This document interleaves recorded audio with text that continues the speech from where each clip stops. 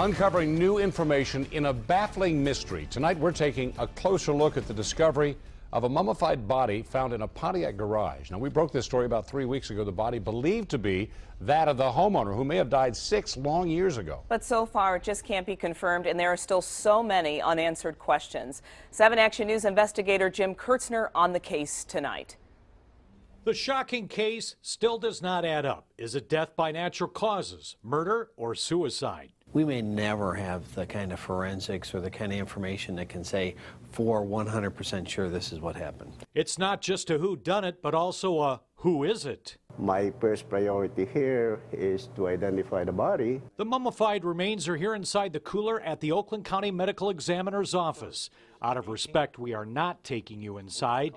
The tentative identification is Pia Fahrenkopf. She owned the home where the body was found. More on her isolated life in a minute. An insurance history search and even a recent public plea for dental records found none. Fingerprints cannot be obtained from the decomposed body. Family DNA is now being compared to the body and will take months for results. If a family member were to come and you showed them her, would they be able to recognize her? I don't think so. It will be hard even for the family members to recognize. She's beyond recognition. Correct.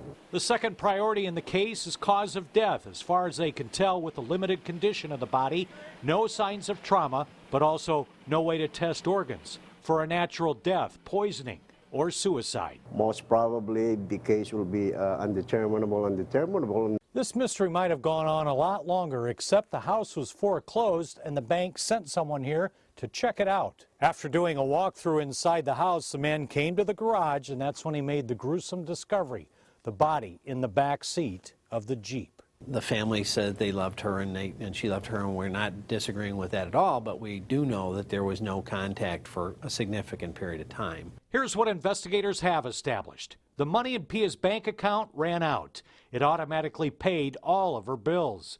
Last call made on Pia's cell phone found next to her in the back seat of the Jeep was February of 2009. The number she called is disconnected. No other leads there. The key was still in the ignition, some gas still in the tank. But get this, a year ago, another person checking on Pia and the house did enter her Jeep in the garage and turn the key in the ignition to check the mileage. The battery was dead. He did not notice the body laying in the back seat. Most important, he does not remember today if he found the key was originally in the off or engine running position. More than likely, that brings the conclusion that she went into the back seat more on a voluntary basis. The isolated life is what Pia chose and worked. She could be gone, even out of the country, for months. Neighbors moved her snow and mowed her grass. Mail went to a post office box. Her job was well paid, working in a financial arm of Chrysler. That ended in the fall of 2008. More mystery. Was she laid off, fired, or resigned? We have established that to the extent that we can share that is still a work in progress. She was very kind, and like we've said and tried to stress and really get out there, is she was a very private person. Pia's niece, Nina Logan, lives in the Boston area and established this Facebook page titled Mummified in Michigan. It asks anyone here with information to come forward, and it has become a place to vent.